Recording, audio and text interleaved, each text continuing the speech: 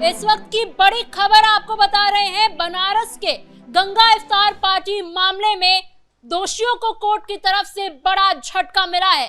Court ने इनकी जमानत याचिका को खारिज कर दिया है और साथ ही कहा है कि ये बच्चे नहीं हैं, जो इनसे गलती हो गई, ये सब कुछ जानबूझकर किया गया है। इस पर और जानकारी के लिए मेरे साथ मौजूद है मेरे सहयोगी नीतीश ठाकुर। सर, ये जो पूरा मामला हुआ उसके बाद इनकी गिरफ्तारी हुई दोषियों की, अब इन जमानत याचिका जो दाखिल की गई थी वो भी कोर्ट ने खारिज कर दिया, ये कहकर कि ये बच्चे नहीं हैं। जी देखिए, ऐसा नहीं है कि इन सारे के सारे ये जो आपको दिख रहे हैं बदमाश, और इनको तो जिहादी भी बोलने में कोई समस्या नहीं होनी चाहिए, क्योंकि एक तो इन्होंने इतनी बड़ी गलती की, गलती नहीं जानबूझ करके ये कृत्य हुआ।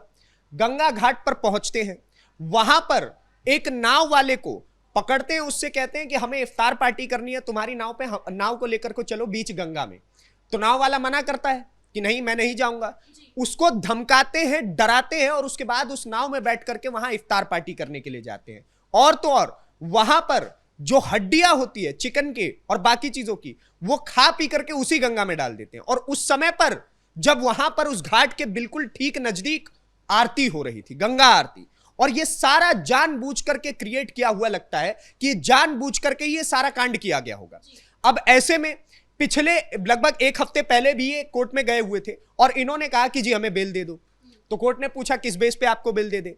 तो उस समय पर कोर्ट को इन्होंने बोला कि देखिए हमसे गलती हो गई, हम इस चीज को मानते हैं, आगे से ऐसा कुछ नहीं होगा, हमें बेल चाहिए। कोर्ट ने उस टाइम पर इनके बेल को डिनाई कर दिया।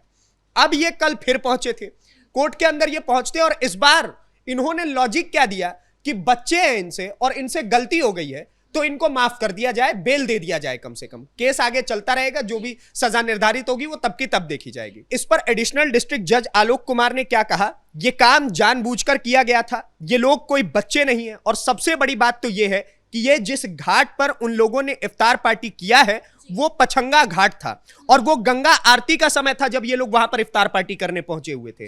जगह जगह पर पूजा चल रही थी।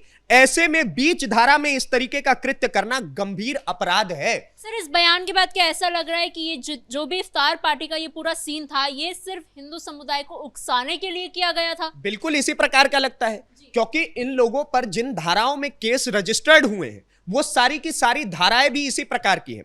उसमें सबसे पहली धारा आप समझिए कौन सी है, सेक्शन 196 प्रमोटिंग एनिमिटी का। उसके बाद पब्लिक न्यूसेंस के भी उनके ऊपर 270 लगा है, 269 लगा है पानी को गंदा करने के लिए, जिसके बाद 298 वर्शिप जो प्लेस होता है जहां पर पूजा पाठ किया जाता है वहां पर न्यूसेंस क्रिएट करने के लिए लगा हुआ है।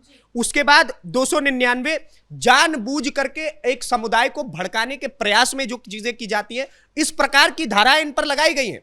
क्योंकि इससे पता भी यही चलता है कि पहले तो आप वहां पर जाकर के गंगा में इफ्तार पार्टी करते हैं, वहां तक थोड़ा बहुत लॉजिक समझ आता है। उसके बाद आप जो हड्डियां होती है उसे गंगा में फेंकते हैं और उसके बाद क्या करते हैं, उस सारी चीजों का, इस सारे कृत्य का, कांड का वीडियो बना करके सोशल मीडिया पर खुलेआम डालते हैं। तो इसमें तो यही लगता है कि आप इस देश के जो 100 करोड़ सनातनी हैं उनकी भावनाओं को ठेस पहुंचाने का काम कर रहे हैं और आप उन्हें दिखाने का ये कोशिश कर रहे हैं कि देखो चाहे ये तुम्हारा देश है, यहां पर तुम 100 करोड़ की संख्या में क्यों ना हो, लेकिन हम बार बार तुम्हारे ऊपर आघात करते रहेंगे और तुम हमारा कुछ नहीं कर सकते हो। इस प्रकार के कृत्य ये लोगों ने करने की कोशिश की। अब जो इनके वकील साहब हैं, जो इनको बच्चा बताने का प्रयास कर रहे हैं, आप इन सबका नाम सुनिए और उसके बाद इनकी एज रिवील करूंगा मैं।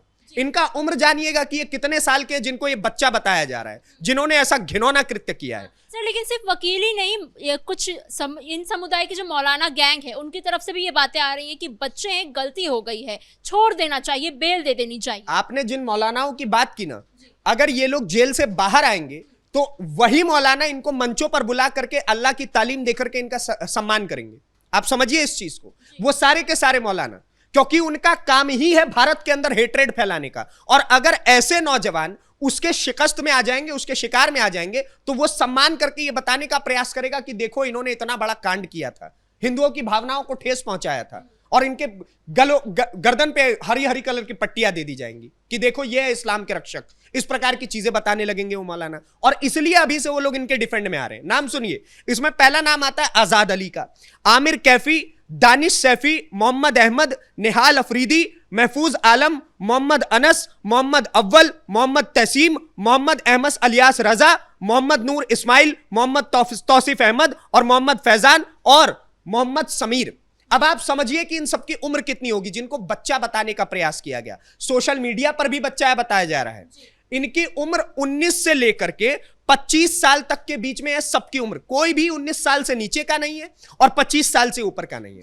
तो इस उम्र में आपके पास इतना सेंस आ जाता है कि क्या गलत है क्या सही है, आपको किसकी भावनाओं को ठेस पहुंचाना है किसकी नहीं पहुंचाना, किसके खिलाफ आपको किस प्रकार का कृत्य करना है। तो ये कोई बच्चे नहीं है, ये सारे के सारे जानबूझ करके वहां पहुंचे। इन्होंने देखा कि सामने आरती चल रही है तो, और शाम का समय था, आरती सामने चल रही है गंगा घाट पे, तो क्यों ना हम वहां जाकर के ऐसा कृत्य करें और उसके बाद उसका वीडियो बना करके डाले जिससे कि हिंदुओं में एक आक्रोश पैदा हो और फिर से प्रदेश के अंदर की स्थिति बिगड़ जाए, हिंदू मुसलमान में सारी चीजें तब्दील हो जाएं और योगी गवर्नमेंट जो है वो ऐसे ही क्लैशेस के बीच में फंसी रहे। ये जानबूझ करके चाहते हैं कि जैसे जैसे 27 का चुनाव करीब आ रहा है तो आप नोटिस करिएगा, मौलाना गैंग योगी जी की माता जी को गाली देता है।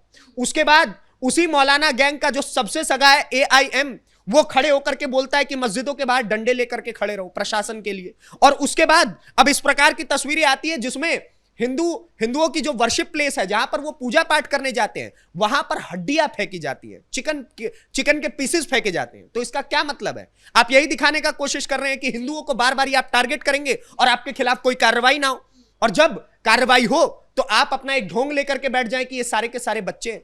ये बच्चे नहीं, इसको जिहादी मानसिकता कहते हैं। और कोर्ट में भी जो इस पक्ष के वकील हैं उन्होंने कहा कि ये जिहादी मानसिकता के साथ इन्होंने ये सारे कृत्य किए हैं। लेकिन अखिलेश यादव जो विपक्ष में है फिलहाल और विपक्ष के सबसे बड़े नेता अभी उत्तर प्रदेश में है, उन्होंने भी ये कहा था कि इफ्तार पार्टी ही तो की है, इसमें समस्या क्या है। योगी सरकार जो है वो एक खास समुदाय को टारगेट कर रही है और क्योंकि ये सिर्फ एक खास समुदाय से थे इस वजह से इनकी गिरफ्तारी हुई है, वरना नहीं होती। देखिए, इफ्तार पार्टी ही नहीं की इन्होंने, आप समझिए कि इन्होंने किस किस प्रकार के कृत्य किए हैं जिस वजह से इनको सलाखों के पीछे ही रहना चाहिए। उसमें सबसे पहला कृत्य आता है कि इन्होंने नाव वालों को धमकाया, जो कि कानूनी रूप से बिल्कुल गलत है। उसके बाद इन्होंने नाव वालों को किडनैप किया, वो सीधे सीधे किडनैपिंग ही थी कि आप उनको धमका करके बीच गंगा में ले जा करके वहां पर चिकन की हड्डियां फेंक रहे हैं। तो एक तरीके का ये किडनैपिंग ही था उन दो नाव वालों का। उसके बाद ये क्या करते हैं, उसके बाद इन्होंने वहां पर न्यूसेंस क्रिएट करके सबसे पहले तो पानी को पॉल्यूट किया। तीसरी चीज कि चौथी चीज कि इन्होंने लोगों की आस्था जो है उनकी भावनाओं के साथ खिलवाड़ किया। तो ये सारी की सारी चीजें ये जिहादी मानसिकता की चीजें हैं। ये कोई केवल इफ्तार पार्टी का मामला नहीं है। अगर इन्होंने वहां पर जाकर के सेब केला खाया होता तो कोई इनको कुछ नहीं कह रहा था, क्योंकि कानून भी इनको उस चीज की इजाजत देता है। लेकिन ये वहां पर जा करके बीच गंगा में हड्डियां फेंकेंगे, हिंदुओं को टारगेट करके वीडियोस बना बना करके ये दिखाने की कोशिश करेंगे कि देखो तुम हमारा कुछ नहीं कर सकते हो, प्रदेश के माहौल को बिगाड़ने की कोशिश करेंगे। तो एक्शन तो बिल्कुल जायज है और इस प्रकार का एक्शन होगा। ये देखिए कतार में खड़े हुए हैं सारे के सारे, और ये इतने मासूम बन के इस वक्त कैमरों के सामने आते हैं। मीडिया का कैमरा जैसे ही लगता है तो इनका मुंह लटक जाता है, जैसे पता नहीं इनके साथ क्या किया गया हो। जो कानूनी रूप से कार्रवाई होती है वो सारी चीजें इनके साथ हो रही हैं और होनी भी चाहिए। सर, लेकिन AIMIM की तरफ से ये भी बयान सामने आया था कि गंगा नदी में क्रूज चलती है और वहां महंगी महंगी शराबें बेची जाती हैं, उससे गंदगी गंगा में जाती है, तब पवित्रता खत्म नहीं होती, लेकिन इफ्तार पार्टी हो जाती है तो योगी सरकार इन्हें टारगेट करने लग जाती है। ठीक है, AIM जो है, AIM के जितने भी नेता हैं उन सभी से एक सिंपल से सवाल है मेरा कि आप एक भी ऐसी वीडियो बना करके दिखाइए जो वाराणसी के घाटों के आसपास की हो और जहां पर लोग आपको शराब पीते हुए नजर आए, उसके खिलाफ भी एक्शन होगा। प्रशासन इसी चीज के लिए है ना भाई, कि अगर वहां पर कोई शराब पी रहा है तो वो तो बिल्कुल गलत है। जहां भक्ति की बात है, जहां पर दशाश्वमेध घाट जैसी चीजें हैं, जहां पर भगवान शिव की आराधना की जाती है, जहां पर लोगों को मोक्ष प्राप्त होता है, उन घाटों के नजदीक आप बैठ करके शराब पिएंगे। आप सोच रहे हैं कि हम चिकन की पार्टी कर लेंगे वहां पर, तो उनके खिलाफ भी एक्शन होगा, प्रशासन उसके लिए बैठी हुई है। तो एआईएम के नेताओं को, समाजवादी पार्टी के नेताओं को तानाशाही कहा जा रहा है। अब तानाशाही का अभी बताइए किस सेंस से ये तानाशाही है? डिक्टेटरशिप तब होती जिनको लाइन इनको कतार में खड़ा करके गोली मार दिया गया होता है। ऐसा कुछ किया गया है?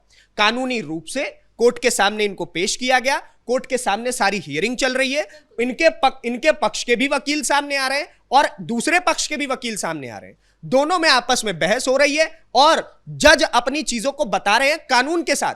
तो इसमें मुझे नहीं नजर आता है कहीं डिक्टेटरशिप। अब ये तो असदुद्दीन ओवैसी खुद इतने बड़े वकील हैं, तो एआईएम और ये समाजवादी पार्टी के नेता जरा खड़े होकर के बताएं कि कानूनी रूप की प्रक्रिया के साथ चलना अगर डिक्टेटरशिप होता है, तो मैं तो समझता हूं कि भारत में पता नहीं कितने सालों से, लगभग 75-76 सालों से डिक्टेटरशिप ही चल रही है, अगर इसको डिक्टेटरशिप कहा जाता है तो।